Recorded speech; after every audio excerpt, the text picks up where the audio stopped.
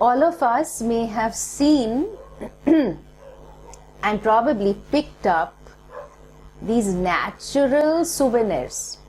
You go to a beach, very exotic beach, and then you look at those shells and you look at some stones, or you go to some river bank, and then very beautiful place, and then you look at some of the stones that are near where the flow of the water is, and you find that there are patterns on the stone.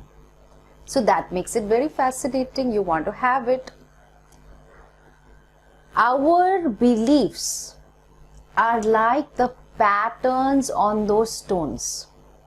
So you will think, how this pattern, who sat and carved out this pattern? Well, actually water did. Okay, so water was flowing for ages. Nobody disturbed this stone. They weren't curious tourists like you. So the stone was right there, and the water kept flowing and flowing and flowing in a particular way, and it created a pattern. The pattern was created, and therefore if you now pour water on that stone, what do you think the water will do?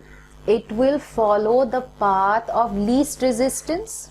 The water will also start flowing along those grooves. So because of our ways of thinking, we have, also from a neurophysiological standpoint, I'm saying this, we have created pathways in our mind, in our brain, that whatever might be our default settings, default beliefs. So if my immediate tendency is to blame, so what happens is, because very nice pathways of blaming are there in my brain, so your thoughts will start moving in that direction. Any trigger, they'll start moving. Okay, where will they move? Where will the thoughts move? Because you are responding to the situation quick. Blame yourself, blame the world, oh, well done. And of course you end up feeling miserable. So what is the way out? The way out is to create new patterns. So you'll say, no, I want to erase the old patterns. You can. How you erase an old pattern is really by creating a new pattern. Don't bother to try and erase that old pattern. The new pattern, so you allow water, you allow your flow of thoughts to flow in a different way on the stone, on your brain, through your brain.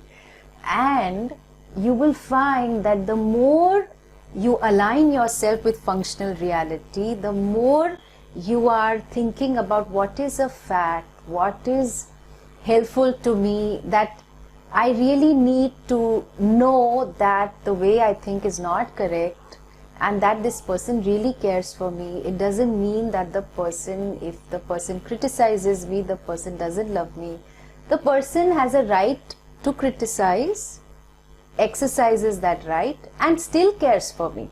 Okay, so when you start to dispute your beliefs and you come to what might be a realistic belief, you are creating new patterns. Okay, you are creating new pathways for yourself.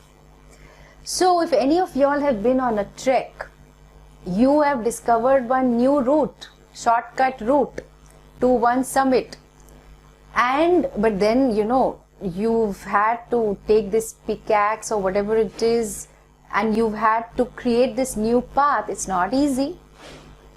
And suppose you walk that way and then you exited from another route.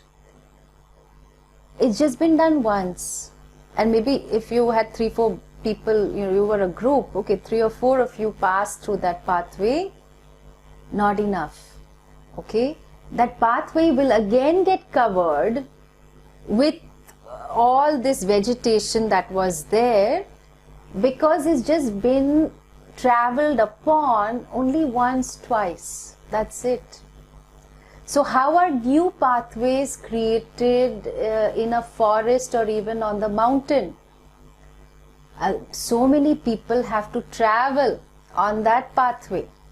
Now, thankfully, we don't need many people to travel in our brains, and that's not possible either.